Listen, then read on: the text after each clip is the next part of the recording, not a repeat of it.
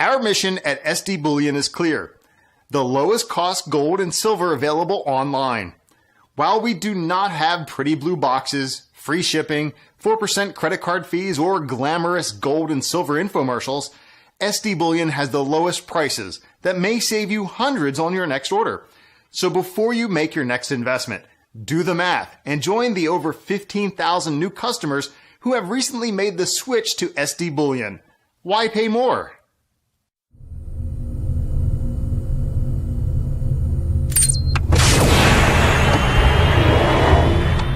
This is the Doc with SilverDoctors.com for a special interview today. Joining us again is our good friend. He's the editor of the Hat Trick Letter found on GoldenJackass.com, Jim Willie. Jim, it's great to have you back on the show. Oh, good to hear from you there, John. So much is happening, and it's getting exciting. We're near some climax events, and good to be back. Well, why don't we open the mic up to you here, Jim? What's the latest? What are you hearing? And what's going on with the financial system and the financial collapse? I'm hearing some very strong indications, and this is extremely difficult to confirm and verify and say, well, it is dead certain now.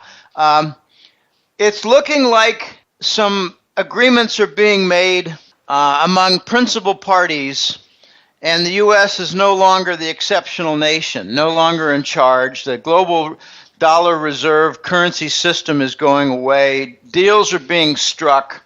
The U.S. is going to be a member nation among equals, and that is a tremendous development if it's true. It means the exceptional nation status, being in charge, being custodian of the dollar and its global reserve, being the principal abuser of it, financing wars and self-dealing through the Fed with the Wall Street banks for trillions of dollars and bond redemption, things like that. That's going away, and it's looking like we're going to get a bunch of new gold-backed currencies. That's what I'm hearing. It's coming from a few different sides, credible sources, and I'm really excited about it. But here's the downside or the rub, and it's like, okay, just a quarter mile away is this wonderful island, and we've got to swim there, and it's not going to be easy. Some people don't know how to swim. Some people can swim, but not a quarter of a mile. I can swim that pretty easily. I used to swim across a pond that was about 5/8 of a mile, and then I'd rest and I'd swim back. I was in my Boston days, those wonderful ponds in Metro West of Boston, like Lake Cochituate and Natick. But anyway, the point is, we're going to have a challenge here. And with the dollar as reserve currency going away, at the same time, what's going to go away is the dollar-based commodity and inventory pricing system. Oh, Lordy. So we're talking about a disruption to each country's economy, each country's inventory supply system will see a disruption. So, you know, if a country has a huge shipment of coal and it comes in every 3 months, or gasoline every 3 months, they're going to have to find a way of handling this without using the dollar, when it was always the dollar being used. Okay, so that's what I'm hearing. We got some major changes. This is a centerpiece to the reset. The reset is basically the dollar goes away as reserve currency, and gold becomes the new standard. They never want to call the reset the reinstallation of the gold standard, because that would be a major white flag for Wall Street, Washington, New York, London, and they don't want to do it. They don't want to describe it that way. So they call it a reset, you know, moving to the next level and progress. Now, it's going to be removal of the corrupt, toxic dollar, the end of the king dollar reign of terror. The U.S. will no longer be able to finance wars on their dollar-based credit cards with gun turrets pointed at allies coercing them, compelling them to buy Treasury bonds. Now, Jim, the U.S. has been fighting this for, seems like, the last 15 or 20 years. Do you think they're going to try to start World War III to prevent that from happening, or are they going to finally give way and let a gold standard come back into being? They already did try to start World War III. Where you been? I mean, like, actually started. What do you think the Ukraine War was? The Ukraine War in February of 2014 was precisely an attempt to make World War III. It didn't work. It got localized. It got bound. So we moved to Syria. Syria is now an attempt to create World War III. We're trying to get our proxy, Turkey, to get a wider war started with Russia. It's not working. They didn't count on Russian military superiority. Didn't count on Russia exposing ISIS. I mean, I mentioned that the U.S. has lost its ability, is in the process of losing its ability to wage war on the dollar-based credit card. They still have the ability to make a war based on their narcotics chain. And that is what ISIS is. It's Saudi, Bush family, narco money going through Langley, financing the guerrillas in Syria and northern Iraq. It's a narco war. I could go on and on about this, but I'd rather not, just leave it at that. They're trying to make World War III. This is the second venue. You could even say that the Saudi-Yemen war might be considered a World War III venue potential. Everywhere the U.S. is involved militarily, we see destroyed nations, destroyed infrastructure, civilian deaths, and war crimes. I could go on and on about this, but I'd rather not. The point is that we are now on a centerpiece chapter of the reset, and gold currencies are within view. Every country now, every major country, I'm talking about China, Russia, Germany, can you say a new gold-backed Deutschmark? It's coming. I don't know about the validity of the Arab dinar. I think they're just too disorganized to speak with coordinated voices, especially one voice. I have a joke that don't expect much coordination out of the OPEC nations and the Arabs, because when they get together, they can't even decide on the color of the name tags or the lunch menu. So we have some very interesting times here.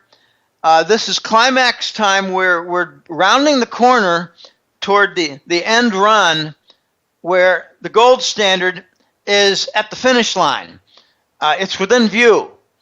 And if you think this is going to have a mild effect on the gold and silver prices, you're dead wrong.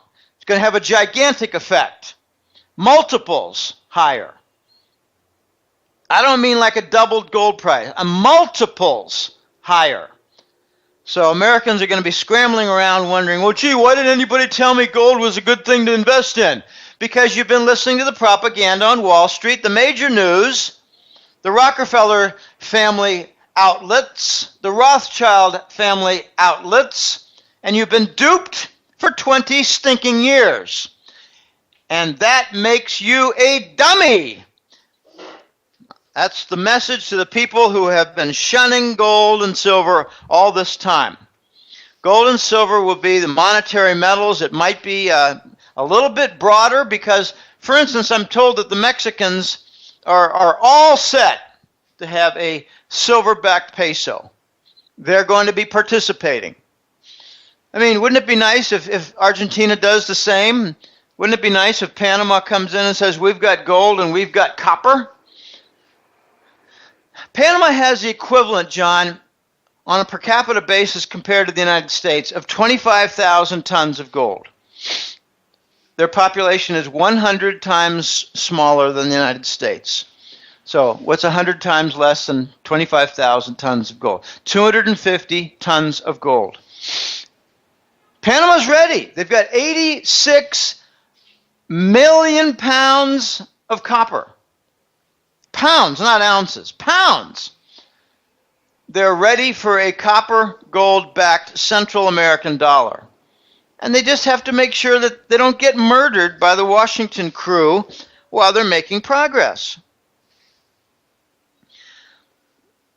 Little known fact, John, Obama administration, almost no changes in the State Department neocons compared to the Bush administration. Almost no change whatsoever. There's really no change of the guard. I mean, you have a different guy at the Treasury head.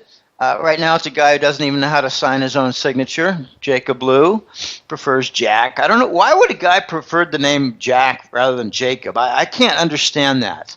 So, this is it's getting fun. Now we've got some fun, but with some anxiety regarding the supply chain, inventory supply chain. And for me here, I've been doing some studying, and just for instance, a few of the pieces that are going to be difficult and problematic for supply chain are going to be razor blades, car parts, gasoline, and maybe some detergent cleansers. So I'm stacking up on my Gillette razor blades. One razor blade for me is good for about 3 months. I shave every other day. I've got a thick beard, but I don't like shaving every day. That's like the yoke of man. I don't wear a tie, and I refuse to shave every day. And if a gal says I don't like that, I say that's too bad. Today is not my day for shaving. It's every other day. We got some very fun times. This is exciting. It's going to be full of anxiety, though, because the United States does not have any gold. It's all stolen. Fort Knox has a barrel of old ounce coins. It ain't worth squat. It ain't worth even $1 billion. The U.S., I believe, this is very hard to confirm, I believe the U.S. is going to be the recipient of leased Chinese gold on condition that China runs our country.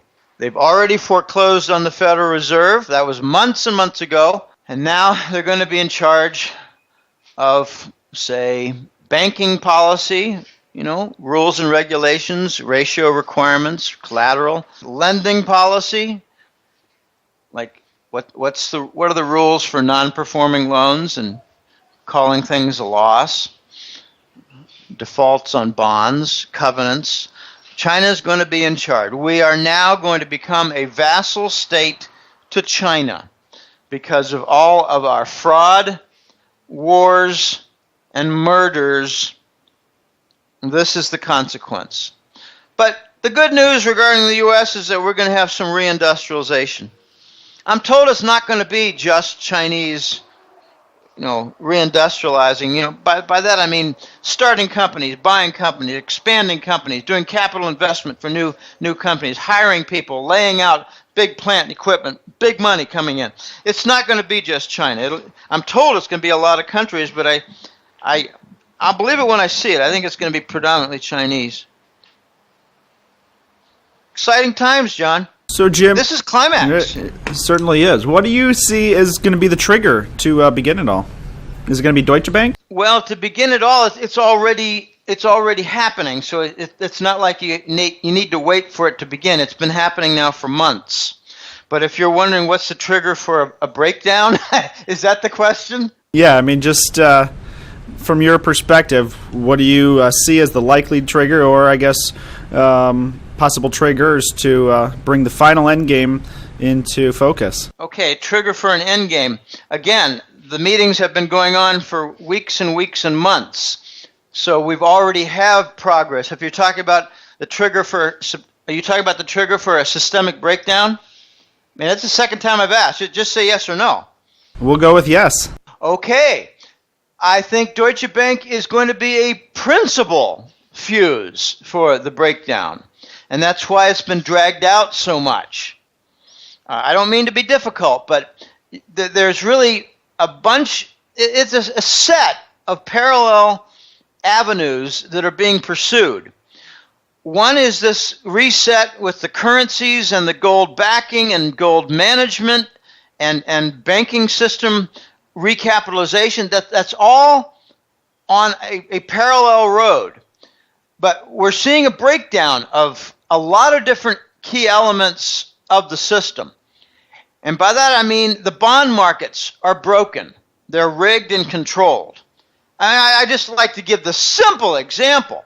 August, September, October, China sold $250 billion worth of Treasury bonds, yet there was no effect at all on the 10-year Treasury yield. I mean, what's that all about? It's obvious. It's a controlled market. They were all lapped up. They were all redeemed.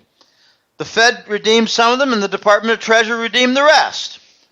Okay, so what is breaking? What's breaking is the banking system, the key banks, the big banks in the West.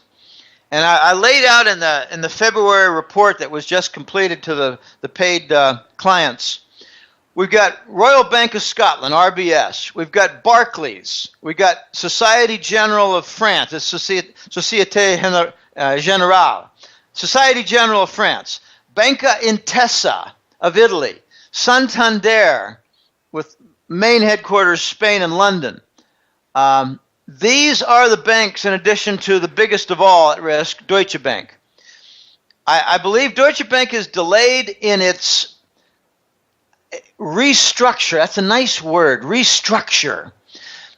Why do they do a restructure? Because it's broken, dead, insolvent, wrecked. Why do you restructure? Well, it's pretty hard to restructure. Okay, I'll give me an example.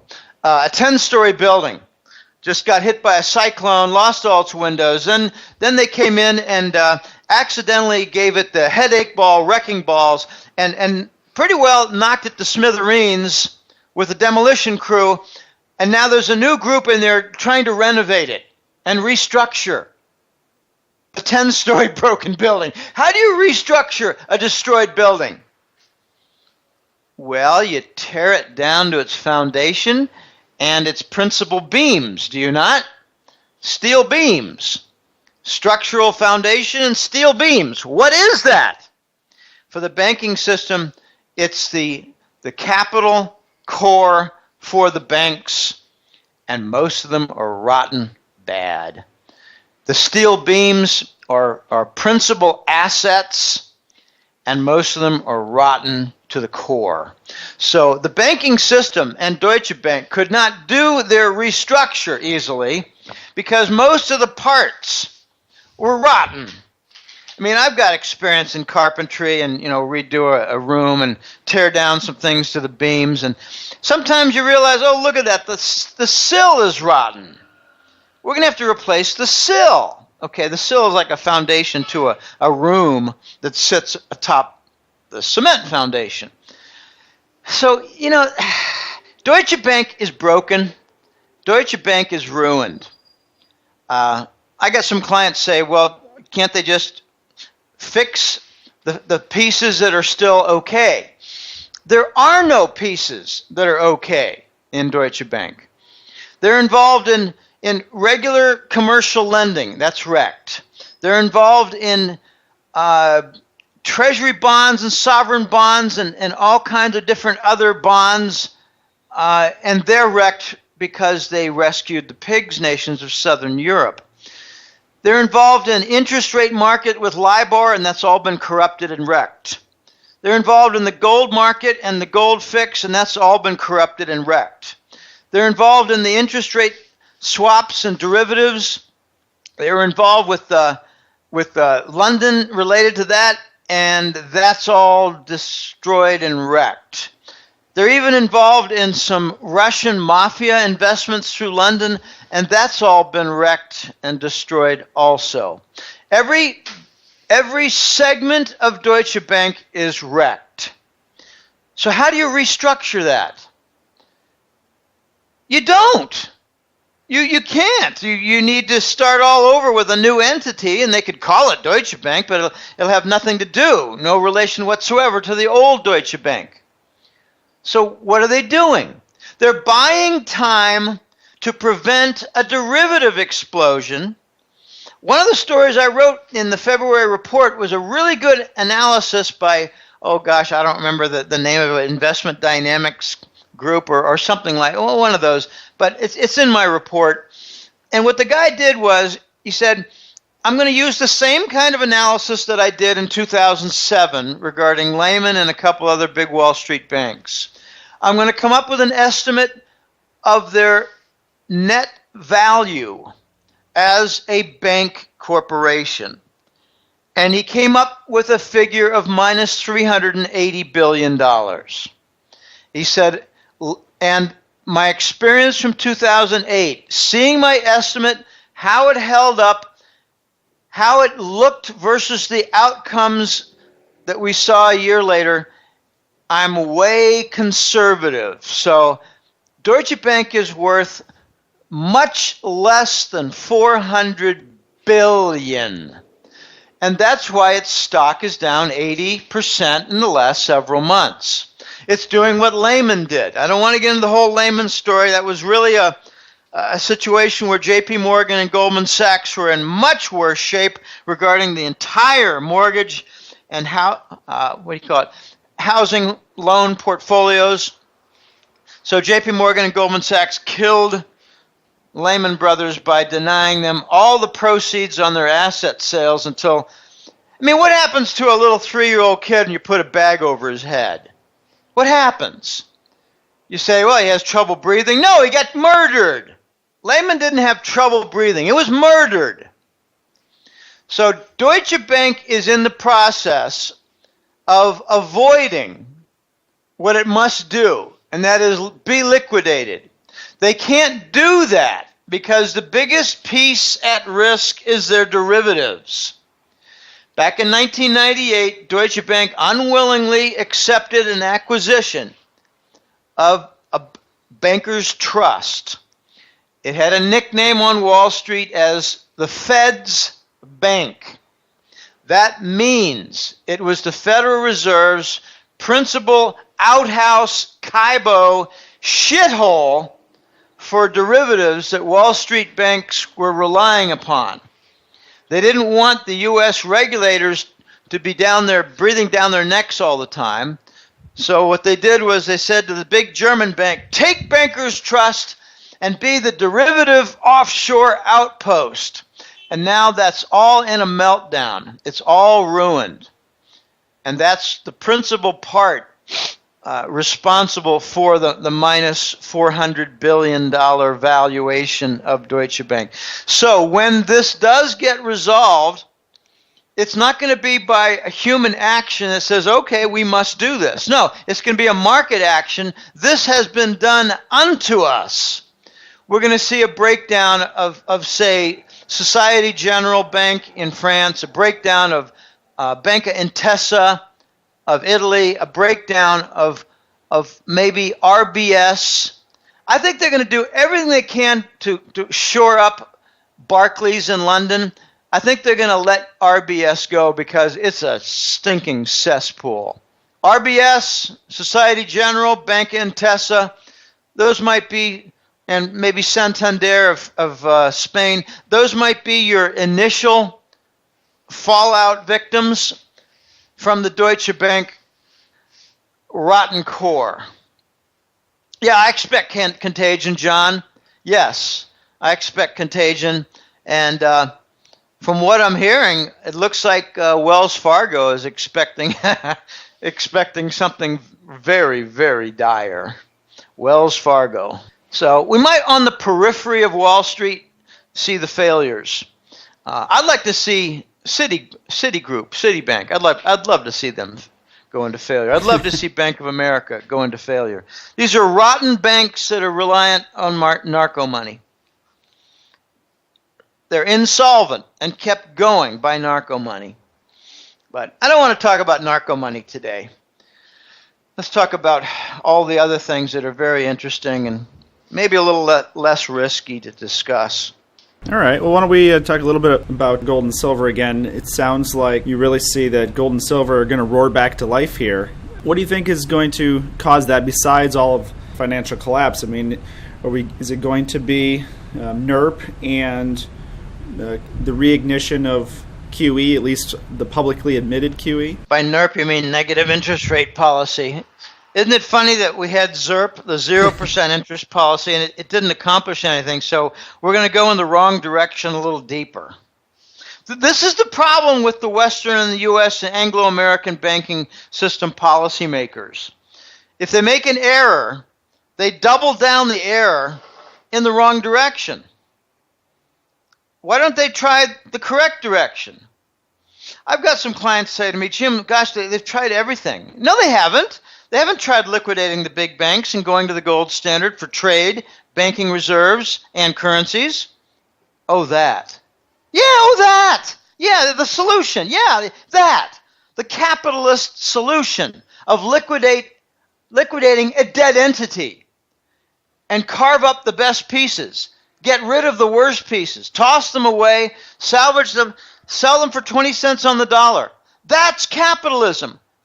Ron Paul had a quote recently. Well, we can't really blame capitalism for the failure because we haven't had any. We haven't had any capitalism. Too big to fail is not capitalism.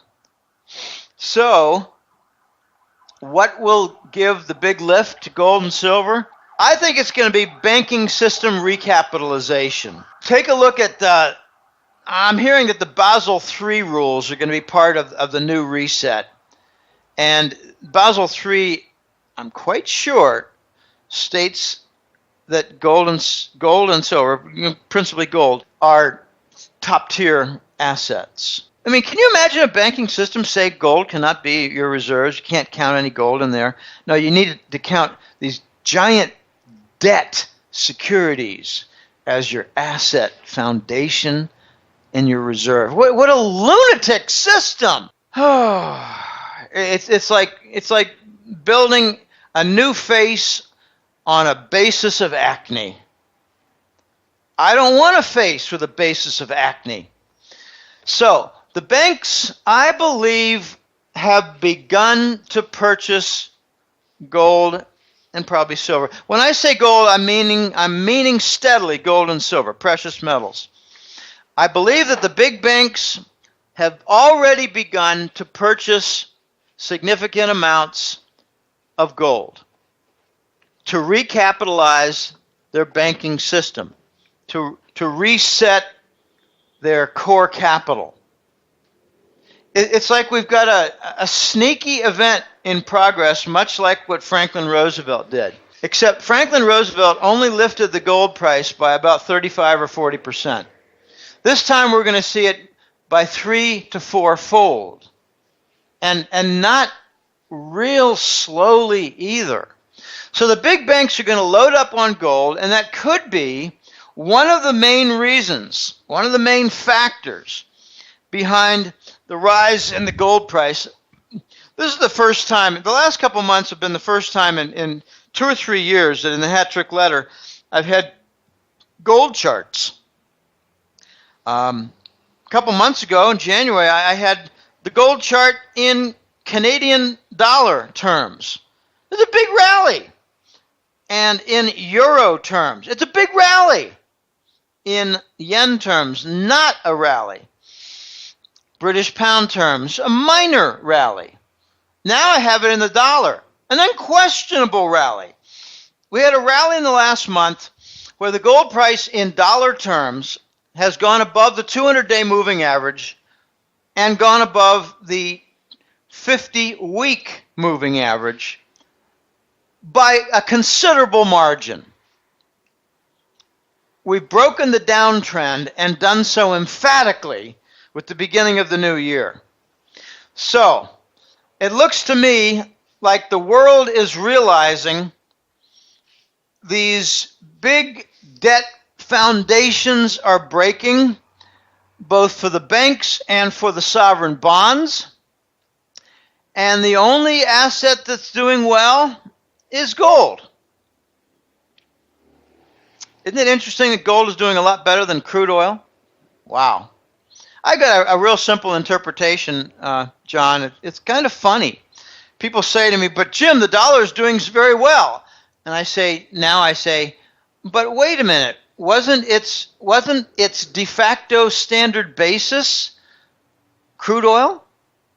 That is what the petrodollar is, right? And crude oil is down 70%. So you're saying the dollar is doing well when its de facto standard asset class is down 80%? No, you're the dumb little shit who looks at the boomerang, because when the oil price drops, the dollar goes up. That's from all the broken petrodollar derivatives. So you're looking at the wrong clue. I like to think of it as a pack of balloons tied together, filled with helium, rising up. The helium is basically hot air arrogance of the Wall Street executives and U.S. government leaders. So the helium fills the balloons. You got a pack of 20 of them. They're tied together. They're rising. What happens when it gets to about, I don't know, let's say 5,000 to 8,000 feet? Pop. The external pressure is not sufficient to hold the balloon's outer structure together. And the same thing's going to happen to the dollar. It's happening right now. What is the pop? For me, the pop is a combination of things. Emerging market debt breaking down. It's between $5 and $9 trillion of debt. Gosh, wasn't that all the debt they took near 0%, being told it was an easy, no-risk bet? Well, yeah, on interest rate, but not for their currency. Now the Brazilian currency is down by 80% or 70% in the last few years. How does that have an effect on their debt? Oh, but the interest rates is still very low. No. It just went up by a factor of 3 or 4 because their currency is being wrecked. This is the effect of the helium balloon pack heading upward until it pops. Okay, the other effect is the energy sector. The energy sector is just loaded with broken debts, broken bonds, defaults, rotten credit portfolios, and they can't really extend it much. You remember the story just a couple of weeks ago, John, that the Dallas Fed urged in a private secret meeting the banks in the Southwest to extend time and not call in the debts, not force the default on the energy sector debts, not mark. And then they unbelievably tried to refute that via Twitter. Yeah, they tried to refute it, but the people who were at the meeting spoke to the press anonymously, and a lot of the details got out. We covered that. Zero Hedge, got to give a lot of credit to Zero Hedge. They're a tremendous site for a lot of accurate stories that are on the fringe, covering the broken nature of the system. On any given report, if I have 50 cited links on a given report, I might have 8 or 10 from Zero Hedge alone. UK Telegraph is another very good one. That's where Ambrose Evans Pritchard does his work. Another new one that's coming out that's quite good is a New Eastern Outlook, and that's where a colleague of mine, not a close friend at all, but a colleague named William Engdahl writes. He writes about the German and Russian connections that are being reestablished. Engdahl does excellent work, but we got some things that are breaking in full view. I think what I called for back in November, December is now happening on several interviews in November, especially during the Christmas holidays. I think I had 4 different interviews there where I stressed how the oil hedges were in the process of expiring, and the event for expiration would take place in January, February, and March. And that's now. So with an oil hedge expiring, it means that they must sell oil not at the futures contract price, but at the market price. So reality is hitting companies all over the place. They're not going to be effectively selling at $80 to $90 or $100 for oil. They're going to be effectively selling at 25 or 30 or 35. Don't know what the exact price is right now. What is it? Low 30s? I don't know. I don't really care. It's way down from what it was. It's closer to 30 than it is to 50. And the companies that are selling oil no longer, or on a far smaller basis, they're selling at the hedged value. On a much greater basis, they're selling at the market price. So the big banks are getting ready. I heard, there was an interesting way it came about. It was an investor relations party in Canada for various banks. And apparently someone at the bar might have had a couple too many whiskeys and said to somebody, CIBC cannot hold back their energy portfolio losses anymore. There are going to be some giant losses, and it could actually be catastrophic. In other words, you might see CIBC Bank of Canada fail based on their energy portfolio. Now remember, Canada is a big energy producer. Their banking system has far bigger commitment in the oil industry than the U.S. banking system does on a percentage basis. I mean, the U.S. has significant energy commitments in their credit portfolio, but on a percentage basis, Canada's is bigger because it's a bigger part of their economy. Okay, so CIBC might fail. At the same time, Wells Fargo failed. What commitment does Wells Fargo have? California shale sector for energy? Yeah. I don't know who the principal lenders are for the Bakken in the Dakota area of the United States, north central states. I don't know who does. I don't know what bank does. It's funny, when I say something like that, invariably in the next few days I get a couple or three emails from people saying, oh, I can tell you for a fact, it's mostly Citibank, or it's Bank of America and Citibank for Bakken. Okay, I like that. I appreciate that. And it's very difficult for me. I'm in the middle of a switchboard of information regarding my colleagues, and I got about 10 clients who are really good news hounds and help me out. And sometimes they say, could you check this? Could you check this? Because I'm really busy right now. Could you check that? And they come back. A couple guys come back with good information to help me out. But I'm in the middle of a switchboard, but I don't have perfect information. I've got very good information, I think. So the energy sector, John, is now crumbling in full view for the banking sector commitments. They can't stop it anymore. Here's an interesting phenomenon that is now coming to a halt. Okay, a company, I like to just use Baker Hughes. I don't know much about them, but I like them as a name because people know they're involved in the energy field, and they're not a major. They're just a very important piece. All right, Baker Hughes might have a bond that's due or a debt, commercial paper that's due. They must come up with a sum of money on March 1st. Let's take it backwards. They had to come up with a sum of money on January 1st. So their big bank lender, there might have been two of them, joined forces and said, we'll lend you another chunk of money so that you can cover your debt service and your bond payouts. It's called a patch loan or a bridge loan. I prefer patch because it's something bleeding. A bridge loan that's more like I'm buying a big property and I got a lot of money coming in. Can you help me bridge that gap? But the patch loan covers a festering wound. And now the banks are saying, well, you got a March 1st loan and we've given you a patch on the last two payments. We're not going to do it anymore because it's looking very clear like you're not going to make it. It's looking very clear like you're going to enter a failure.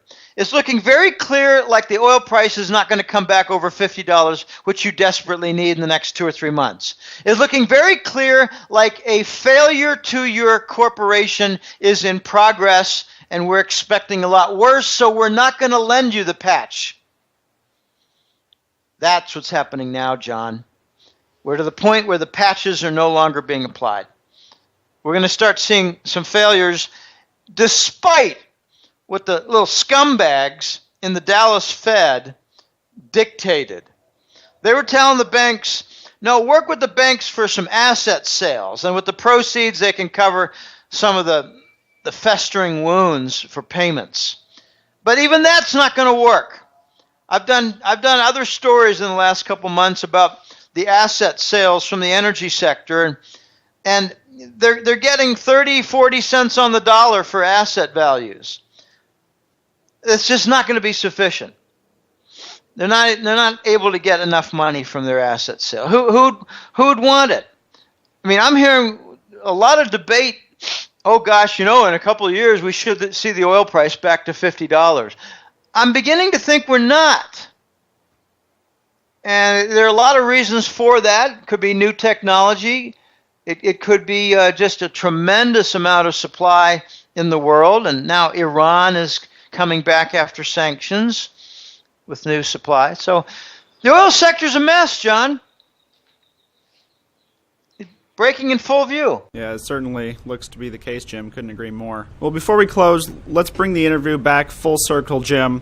Just want to make sure the listeners fully understand the importance of what we started the show off with and what we discussed, and the fact that it looks like the U.S., without any gold, if we move to global currencies backed by gold again, the U.S. either is not going to have any gold, or else they're going to have their gold component is going to be leased from the Chinese. So let's re-stress again the importance of that and what that looks like for the U.S. going forward as a nation, as well as gold as a currency. Well, the main point, there are two main points, I think. The U.S. is not going to be the global leader in finance anymore. And the second is that the United States is going to be struggling as a vassal state to China. That is very difficult for the majority of the American population to swallow. The United States has squandered its capital formation, has squandered its global prestige. We cannot invade simultaneously 12 countries and still be called a respectable global leader. We cannot be responsible for too big to fail with the banking system, rescues of backdoor bailouts, and expect to be continuing on a leadership basis with global finance. We've lost now the dollar as a global reserve. We've lost it from a combination of corruption and simple suffocation of excess debt. Saturation, debt saturation. It's part of a credit cycle, and it's a super cycle. It's like a 40 or 50 year cycle that's at work here. And the United States is not in a leadership position anymore. I've heard some nasty jokes. They started a couple of years ago, that when global corporate offices get a call from the United States, they don't return the call. They just don't care what they have to say anymore. U.S. corporate leaders are regarded as fraud kings, falsifying their accounting, using heavy-handed pressure. One of my favorite stories is General Motors came under significant U.S. government ownership, and then suddenly Toyota had all kinds of product recalls. I don't think they had much of anything wrong with the Toyota parts. What they had was a need for the government to fortify its investment in General Motors by kicking in the nuts a big competitor called Toyota. So the U.S. is undergoing some changes here. Back in November or so, I had an interesting story in the Hat Trick Letter about, it was touch on a state, like, okay, let's touch on Alabama. Well, what do you see there? Well, there are 15 or 20 companies in free trade zones within the state of Alabama. So I focused on one, and it was a young Chinese guy in his 30s who started a copper tubing plant, a foundry. And he got some lenient conditions from the state. He got a little bit of grant money. He got, by that I mean he had some corporate taxes forgiven for like 2 years. He got some land that he was able to purchase at a discount with no property tax for a couple of years. In other words, a head start. And he had 200 employees for this little Chinese-owned copper tubing company. But here's the rub, the downside. Sure, they employed 200 people, and that's great. They're not really high paid and not with huge fringe benefits, because those are going to go away also for the United States. I mean, we went from beautiful health plans to HMOs where you had to pitch in a good deal of money and then you still had to pay something, and maybe the service wasn't all that great. All right, but regarding this Chinese-owned copper tubing plant in Alabama, 1/3 of the output is pledged for export to China.